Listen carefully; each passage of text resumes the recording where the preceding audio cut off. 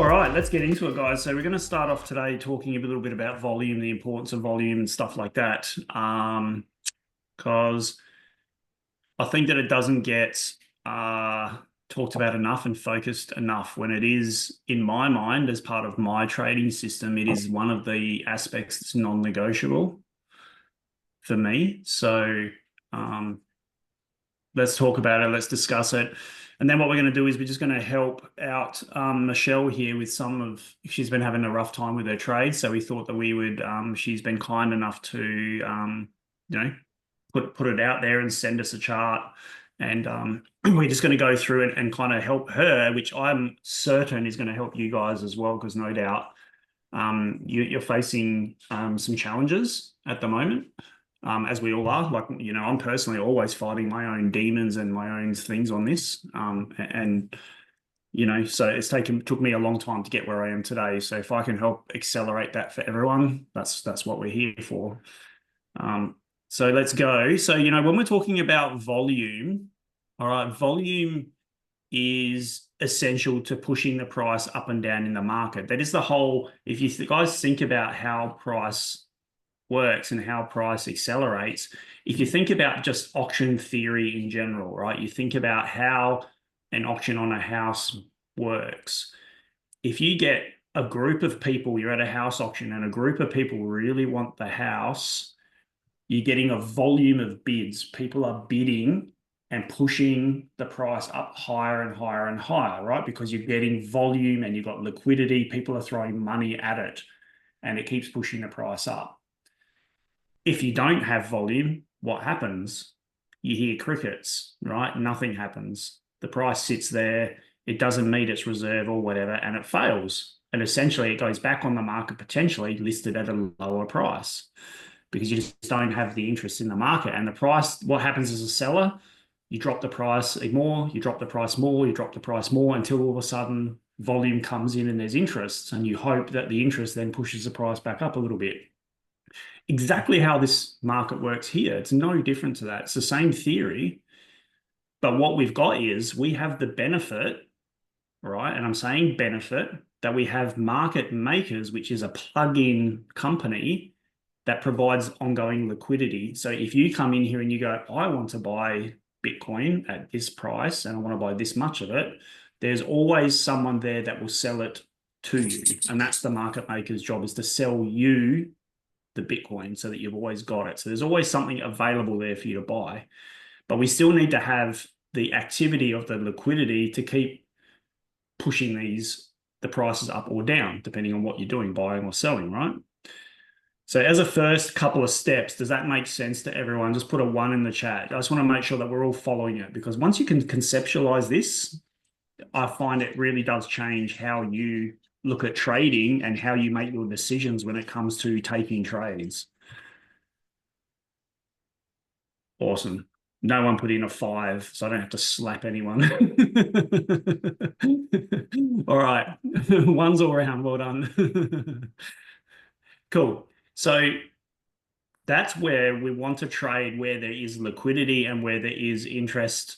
I'm ignoring Jason right now being a smart ass in the chat. I'm trying to. And we can use volume to our benefit, highly to our benefit, because you can use volume for a number of things. Let's just think about it, right? We've got volume to indicate interest in buying and selling alone, right? So you see volume come in, you see these big volume candles. Let's just start sharing a chart here as we talk.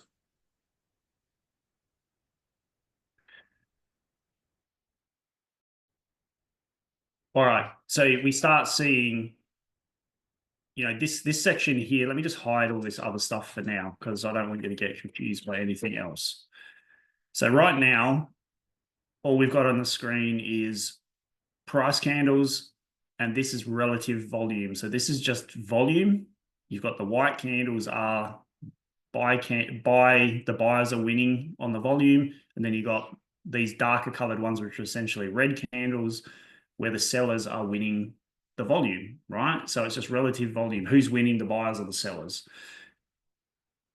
I like to cover mine with this cloud. Now, this is just simply an average line. So any candles that are covered inside this cloud are candles that are below the average at the moment. Okay, so you obviously want to pay attention when volume is above this average level, because that means we've got above average interest in this product or token or whatever it is, and therefore there's a high chance we're going to get some kind of activity. And you can see it quite here as price popped over this 200-day average. Look what happened. Volume rose. It retested. Volume dipped off and retested. People lost interest in it. It pulled back. Then what happened is volume started to rise and price took off again. All right. So that just shows you the relationship between volume and price. Okay. So it's really key here when we're looking for positions to take that we look for rising volume at key levels. So that's where we can really use these clues to look for liquidity. And you'll often see, and we spoke about this months and months and months ago when we did a little bit of a session on liquidity. But you often see when tokens come into areas of support, like this sort of ranging here I've drawn, you'll often see where these wicks occur, you get these spikes in volume, right? Above average volume in all of these levels. There, just a little bit here, but again, it didn't go as deep.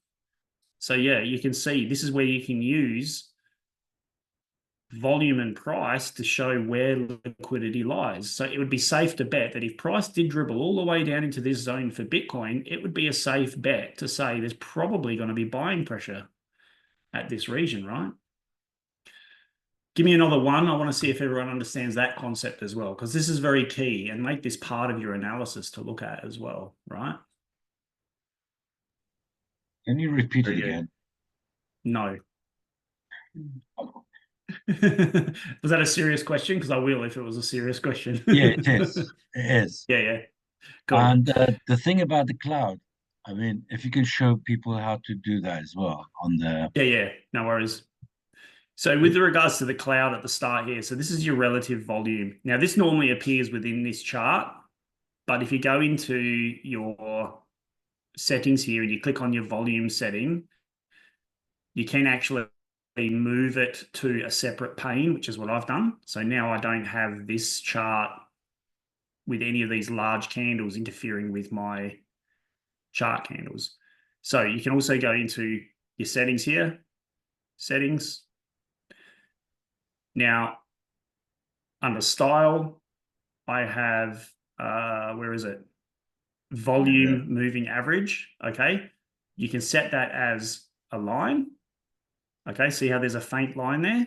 So anything above that line is above average volume, anything below it is below average volume. But if you change this to a cloud or an area, it just makes it easier to see. And that's what I like, because I just like that. It's just easier for me to pick up and see when we're seeing above average volume. The other point I made in this was when we're seeing price action coming into support levels, it's always good to line that up with what's happening with the relative volume at that time. Now, remember, this is volume over time. Okay, so this is this moment in time when this candle is happening. We're getting volume on that particular candle, and it's usually because of the price as well. So this is, you can see here where these wicks are occurring. We are getting rises in volume as prices coming in and out of these areas. These are candles of interest because we're getting dips in and bounces out, dips in and bounces out. So we're getting this momentum shift, okay? So volume can indicate momentum shifts. The other thing, so hopefully that helps, okay? Sorry, Matt, but so volume can be buying or selling, right? Absolutely. Yep. So I was definitely confused, like buying or are they selling? I don't know. So it turns different color when it's going up or down. So for example, if we look at these candles in here where there's big volume, okay, we've got big volume happening right here where my cursor is. We had two bullish candles. So these are buyer candles because they're white. Okay, so my up candles, my green candles are actually white. So that's where the buyers have won the volume battle, and obviously price is pushed up. Now these two here are obviously big sell-off candles, and look at that, they're sell volume candles because the bears have won the battle with the selling. So when we see pullbacks in price, we want to see pullbacks in price like what's happening here today on Bitcoin. This is nice controlled volume because we're getting below average volume, and the majority of them are sell candles with selling volume. And that means that it's controlled. It's not a panic. Everyone's not just getting out of the market and we're getting these huge, big sell-off wicks with huge, big selling volume candles. Yeah. Can you possibly just change that blue so that, because some people are having trouble seeing it? Okay. Yep. On your, right, let me on play your around with cloud? that a little bit. Yeah. That'd be awesome. No worries. So I can change that color to anything anyone wants. So if you want to make it white, yellow, That seems better. yellow with a little less, how's that? Is that okay for everyone like that? Yeah, that's Yeah. good. Thank you. Cool. All right, we'll leave it like that because you can change the opacity or however you say it. Yeah, so you can really use volume to tell you, just with nothing else, like no other indicators, to tell you, is this a controlled sell-off? Is it a panic sell-off? Is this break of trend something that is going to last or not last? Is it going to be a true break of trend, or is it a fake out? So if we use this example here on this chart right now, on this 1 hour, right? We've had this little break of trend here, right? Little break of trend. We go, yippee, we want to long this thing, right? But what is the number one issue we have here? Zero volume, right? We have volume dipping down here. Look at the trend on the volume. There's no volume here yet. So this can now determine a potential situation of a fake breakout, right? You want to give this more time to see if volume starts to come in. Just because there's no volume now doesn't mean there will be volume in a couple of more candles. But this can help you not FOMO into positions because you go, look, well down on volume, so we can wait. So this is where I link in volume with my trading system as a non-negotiable. So even if this hits every other part of my trading plan, like it hits a fib level, horizontal support resistance, RSI's reset, if there's no volume, what are the chances of price moving up? They're heavily reduced, right? Because there's just no volume. There's no one in that auction that wants to buy my house at a dearer price. No one's interested, so my house isn't going to sell. Same as this Bitcoin is not going to push up. And Matt, on the bottom right of your screen, you've got the 1.5K. I think it says, sorry, I don't know if I can see it, the little blue thing on the right-hand side in the corner of your chart. I don't know where your mouse is. Oh, yeah. So that says 1.5K or something. So what is that? What does that mean? The 1.5K of what? That'd just be the number of orders or things like that that are happening on this particular exchange. So this is Binance. So this would just be, a number. But it's more about the shape and the size of these candles rather than focusing on the actual number. As a comparison, you want to use it as a comparative tool. Okay. And thank you. There's definitely no harm in drawing trend lines on volume either. Waiting for a breakout on volume and go, okay, I've had a breakout on volume, a breakout on price.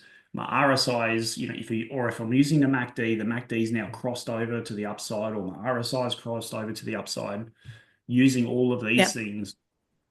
Now, there's also other tools you can use, right? So this is just like the basic fundamentals of volume and how you can use it. And it goes absolutely both ways with buying and selling. You see here that in order to short something, we want to have volume dipping away or we want to have sell volume increasing. So we want to have large sell candles, because now it shows that, price is just going to dip away because there's no interest, and people are going to sell, particularly when we get to resistance levels. What do people do? They take disciplined people. They take profit. Undisciplined people like us, sometimes we round trip stuff. So that's where we can use volume to our favor for both buying pressure and sell pressure and things like that.